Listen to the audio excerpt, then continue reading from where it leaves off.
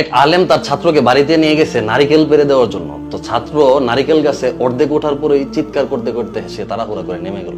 সবাই দৌড়ে আসছে, কি হইলো ঘটনাটা, কোনো সাপটাপ বা কোনো ভয়ঙ্কর প্রাণী গাছে ছিল কিনা বা কোনো কিছু দেখছে কিনা জানার জন্য আগ্রহ করে কাছে এসে তাকে যখন জিজ্ঞেস করলো, সে বলতেছে আমি গাছে ওঠার পরে আমি উপর থেকে দেখতেছি উস্তাজের বাসায় মহিলাদের ভেজা কাপড় চোপড় শুকাইতে দেওয়া। চিন্তা করেন ছেলেটার কত গায়রত। সে গায়রত মানে হচ্ছে আত্মমর্যাদা বোধ।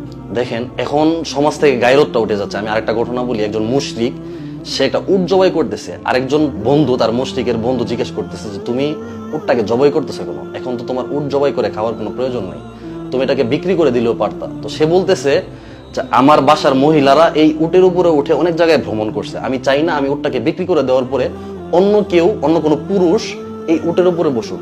যে উটের উপরে আমার মহিলারা উঠছে এই উটের উপরে অন্য কোনো পুরুষ উঠবে এটা আমি সহ্য করতে পারবো না।